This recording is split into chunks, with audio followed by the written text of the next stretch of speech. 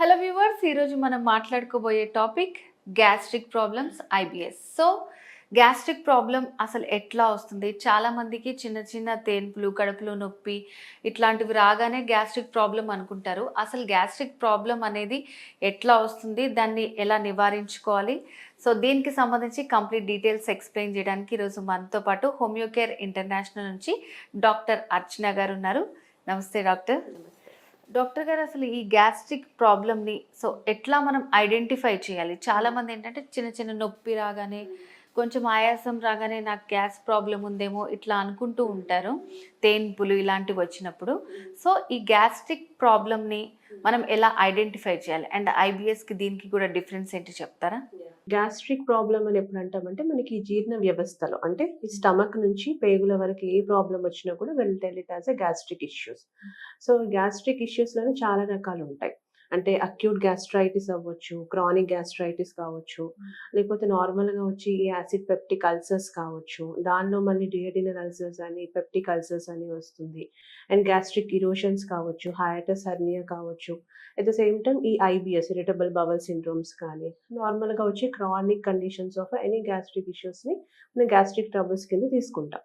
So ఈ gastric trouble అనేది అది అక్యూట్గా ఉందా, క్రానిక్గా ఉందా అనేది చూసుకోవాలి. అక్యూట్ అంటే ఏంటంటే హార్డ్లీ ఒక 1 వీక్ ఆర్ 10 డేస్ ఉంటుంది. తర్వాత మనం ప్రాపర్ డైట్ అది మెయింటైన్ చేస్తే తగ్గిపోతుంది. It might be because of any spices intake కానీ, ఏదైనా హెవీగా తినటం వల్ల కానీ, మీల్ టు మీల్ ఇంటర్వెల్ అనేది చాలా ఎక్కువగా ఉండటం, అలవాటు లేకుండా ఇష్టం వచ్చినట్టుగా లేట్ నైట్స్లో తినటం, ఎక్కువగా స్మోకింగ్, ఆల్కహాల్, పచ్చళ్ళు, పులుపు ఇవి ఎక్కువగా తినడం వల్ల కూడా అక్యూట్‌గా గ్యాస్ట్రిక్ ఇష్యూస్ వచ్చే ఛాన్సెస్ ఉంటుంది. బట్ అదేంటంటే మనకి వితిన్ అ వీక్‌లో మళ్ళీ హెల్తీ హ్యాబిట్స్ మెయింటైన్ చేస్తే సరిపోతుంది. బట్ వేరేస్ క్రానిక్ కండిషన్స్‌లో ఏంటంటే ఈ ఎక్కువగా ఈ నాసియా సెన్సేషన్స్ కానీ, వామిటింగ్ సెన్సేషన్, కడుపు ఉబ్బరంగా ఉండటం, బ్లోటింగ్ ఉండటం, డిస్టెన్షన్ ఉండటం, గ్యాస్ అనేది పైనుంచి కానీ లేకపోతే ఆపన్న వాయువు అంటాం. అంటే ఫ్లాచులెన్స్ రూపంలో వెళ్ళిపోతేనే దే విల్ ఫీల్ కంఫర్టబుల్. కొంచెం తిన్నా కూడా మనకి ఎక్కువగా తిన్నట్టుగా అనిపించటం, ఆకలి అనేది మందగించటం, ఇండైజెషన్ ఇష్యూస్ రావటం, ఎట్ ద సేమ్ టైమ్ పుల్ల తేన్పులు లాంటివి. నార్మల్‌గా కొంతమందికి హెవీగా మీల్ తీసుకున్నప్పుడు తేన్పులొస్తాయి. అంటే డైజెషన్ అయినప్పుడు వస్తది అనుకుంటారు. బట్ ఎప్పుడైతే మనకి పుల్లని తేన్పులొస్తాయో, ఎప్పుడైతే మనం తీసుకునే ఆహారం అనేది మళ్ళీ అదే స్మెల్‌గా బయటికి వస్తూ ఉంటుందో, it's a chronic condition of gastritis అని చెప్పొచ్చు. సో ఈ సింప్టమ్స్‌లో ఏ ఒక్క సింప్టమ్స్ రిపీటెడ్‌గా వచ్చినా కూడా ఖచ్చితంగా మనము ఈ గ్యాస్ట్రైటిస్ కానీ, యాసిడ్ పెప్టిక్ అల్సర్స్ కానీ, లేకపోతే గర్డ్ అంటే రిఫ్లెక్స్ డిజార్డర్, అంటే ఏదైతే ఫుడ్ తీసుకుంటామో అది మళ్ళీ పైకొచ్చినట్టుగా రిఫ్లెక్స్ లాగా మళ్ళీ పైకి రావడం, ఆహార నాళంలోకి రావడం కూడా మనం one condition of gastric troubles అని చెప్తాం. If it is persisting more than 3 weeks or 4 weeks continuously, even after healthy habits చేసిన తర్వాత కూడా ఉంటుంది అంటే మాత్రం ఖచ్చితంగా ప్రాపర్ కన్సల్టెంట్‌ని కలిసి ట్రీట్మెంట్ అనేది స్టార్ట్ చేసుకుంటే గ్యాస్ట్రిక్ ట్రబుల్‌ని చాలా వరకు తగ్గించుకోవచ్చు. At the same time first initial time నుంచే మెడిసిన్ ఏమి అవసరం లేదు గ్యాస్ట్రిక్ ట్రబుల్స్‌కి. ప్రాపర్ ఇంటేక్ ఆఫ్ వాటర్ ఉందా లేదా, ప్రాపర్‌గా టైమ్ టు టైమ్ ఫుడ్ తీసుకుంటున్నారా లేదా, లేట్ నైట్స్ కాకుండా యావరేజ్‌గా యూజువల్‌గా ఇప్పుడైతే మనం 6, 7 లోపే తినమని చెప్తున్నాం హెల్తీ హ్యాబిట్స్ అని చెప్పేసి. కాకపోతే కొంతమందికి కుదరదు కాబట్టి ఒకవేళ 8, 9, 10 అవుతున్నా కూడా వెరీ లైట్ మీల్ అంటే ఒక ఫ్రూటో లేకపోతే లైట్‌గా ఏదైనా ఒక 1, 2 ఇడ్లీసో లేకపోతే 1 చపాతీయో వెరీ లైట్ ఫుడ్ తీసుకొని ఒక హాఫ్ అన్ అవర్ వాక్ చేసుకొని అలా చేసేసుకుంటే కూడా సెటిల్డ్ ఆఫ్ అయిపోతుంది.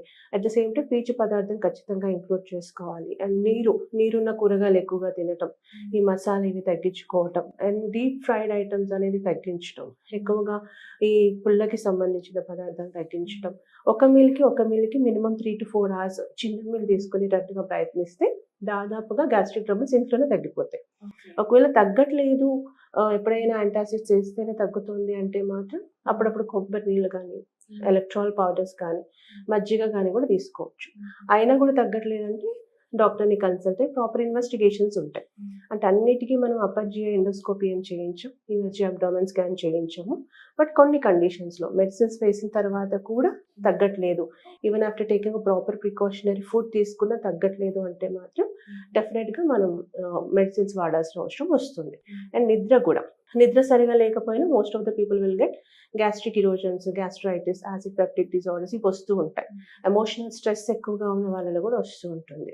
ఎక్కువ ఎవరైతే పెయిన్ కిల్లర్స్ వాడుతూ ఉంటారో వాళ్ళలో కూడా ఇష్యూ వస్తుంటుంది. సో ఇవన్నీ కొంచెం మానిటరైజేషన్ అనేది ఆఫ్టర్ 30s డెఫినెట్‌గా చూసుకోవాల్సిన అవసరం. సో ఇందులో మేజర్‌గా వచ్చేది ఐబిఎస్. Irritable bowel syndrome. ఇప్పుడు ఈ గ్యాస్ట్రిక్ ఇరోషన్స్ కానీ, acid peptic ulcers, gastritis, erosions ఇవన్నీ తొందరగానే తగ్గిపోతాయి. But versus long term treatment తీసుకునేది ఇరిటబుల్ బవల్ సిండ్రోమ్. దీనిలో ఏంటంటే మనకి గ్యాస్ట్రిక్ ట్రబుల్తో పాటుగా అంటే ఈ nausea, vomiting, gas, bloating, distension ఇవన్నీ ఉంటాయి. ఇది కాకుండా వెయిట్ లాస్. ఎందుకు వెయిట్ లాస్ అంటే యూజువల్గా they'll get loose motions immediately after taking a meal. అంటే మార్నింగ్ బ్రేక్ఫాస్ట్ తీసుకున్న వెంటనే they have to rush to the toilet ఇమీడియట్గా. అది కూడా సాఫ్ట్ మోషన్ అట్లా రాదు, నార్మల్ మోషన్ లెక్క రాకుండా వాటరీ డయేరియా అంటాం, నీళ్ళ విరోచనం లాగా వస్తూ ఉంటుంది. అది ఒక condition. At the same time అది ఈవెన్ లంచ్ తర్వాత కూడా వస్తుంది. మళ్ళీ నైట్స్ డిన్నర్ తర్వాత ఎక్కువ మందిలో చూస్తుంటాం, లంచ్లో కొంచెం తక్కువ. బట్ వేరే బ్రేక్ఫాస్ట్ తర్వాత డిన్నర్ తర్వాత కొంచెం ఇబ్బంది పెడుతూ ఉంటుంది. అండ్ మ్యూకస్ స్టూల్ అంటే అందులో చీముగుళ్ళలాగా రావటం, మోషన్ మీద తెల్లగా పసు అంటుకున్నట్టుగా అనిపించడం అనేది కూడా వన్ రీజన్. అండ్ కాన్స్టిపేషన్, మలబద్ధకం అంటే కొన్ని రోజులు అసలు మోషన్ ఉంటాయా?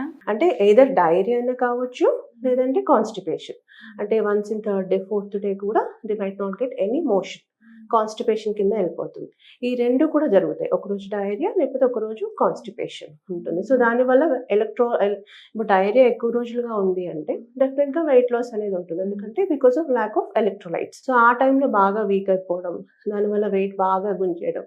అట్ ద సేమ్ టైం కొంచెం వాళ్ళకి అధికంగా దాహం వేయడం కానీ, అసలు ఆకలి మందగించడం, దేని మీద కాన్సన్ట్రేషన్ చేయలేకపోవటం, మోషన్లో కూడా బ్లీడింగ్ అవ్వటం, ఇవన్నీ కూడా ఇరిటబుల్ బవల్ సిండ్రోమ్ లక్షణాలు. బట్ అంతవరకు వెళ్ళొద్దు.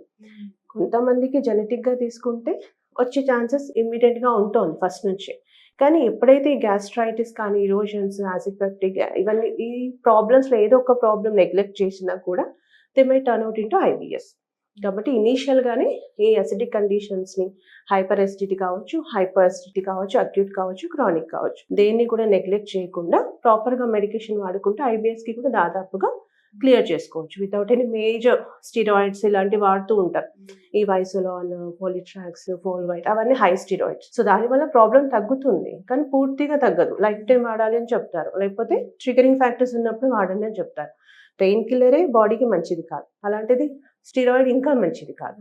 ఆల్రెడీ ఆటో ఇమ్యూన్స్, మళ్ళీ దానికి ఈ రెండు యాడ్ చేస్తే ఇంకా సైడ్ ఎఫెక్ట్స్ వచ్చే చాలా ఉంటాయి. అందుకని దాదాపుగా పెయిన్ కిల్లర్స్, స్టెరాయిడ్స్ వంటి వాటికి వెళ్ళకుండా మనకి ఇప్పుడు హోమియో ఉంది. హ్యాపీగా గ్యాస్ట్రిక్ ఇష్యూస్ నుంచి హోమియో వాడుకోవచ్చు, ఐబిఎస్కి కూడా వాడుకోవచ్చు. Ulcerative colitis, Crohn's disease, IBD వీటన్నిటికీ లైఫ్ టైం మెడికేషన్ అనే అదర్ సిస్టమ్స్లో చెప్తా ఉంటారు. బట్ వేరాస్ ఇన్ హోమియో మనకి 1-2 months నుంచి ఇంప్రూవ్మెంట్ స్టార్ట్ అవుతుంది. డిపెండ్స్ ఆన్ ద క్రానిసిటీని బట్టి 1 year or 2 years ముందే చెప్తాం. అదంతా వాడుకుంటే జీవితాంతం వాడాల్సిన అవసరం ఉండదు. Patient will be happily settled అనమాట. సో డాక్టర్ గారు, అంటే చాలా మందికి ఒక అపోహ ఉంటుందన్నమాట. లైక్ ఇప్పుడు ఇది వాడితే మనకి ఇమీడియట్ రిజల్ట్ ఉండదు, చాలా లేట్ గా రిజల్ట్ వస్తుందని అంటుంటారు. సో మరి ఈ గ్యాస్ట్రిక్, ఐబిఎస్ ఇలాంటి ప్రాబ్లమ్స్ కి హోమియోకేర్ ఇంటర్నేషనల్ లో ఎలాంటి ట్రీట్మెంట్ అవైలబుల్ గా ఉంది? మనం ఇప్పుడు వైసోలాన్, హెచ్సికి, ఫోలిట్రాక్స్, ఫోల్వేట్ వేసినంత ఫాస్ట్ గా ఏమి ఇంప్రూవ్మెంట్ రాదు టు బి ఫ్రాంక్. ఇప్పుడు యాంటాసిడ్స్, పాంటాప్రజోల్ వాడతారు, మెప్రజోల్ వాడతారు, డిఎస్ఆర్స్ వాడతారు. బట్ అంత ఫాస్ట్గా రాదు. వేసిన రోజు అయితే ఇంప్రూవ్మెంట్ రాదు, బట్ లాంగ్ టర్మ్ కూడా చూసుకోవాలి కదా. ఇప్పుడు వేసినప్పుడు తగ్గడం అంటే జీవితాంతం మెడిసిన్స్ మీద డిపెండ్ అవ్వలేము. ఆ 1-2 months హోమియో డాక్టర్కి కనుక మీరు పేషెన్సీగా వెయిట్ చేస్తే డెఫినెట్గా improvement will start after 1 month of medication. ఆ ఇంప్రూవ్మెంట్ స్టార్ట్ అయిన తర్వాత డెఫినెట్గా recurrence chances will be very very less. ఒక్కసారి కేసు ముందుకు వెళ్ళింది అంటే మళ్ళీ రివర్ట్ బ్యాక్ అవ్వడం మళ్ళీసారి అంటే they are not following doctors advice అయితే తప్ప ముందుకు వెళ్ళిపోతూనే ఉంటుంది కేసు.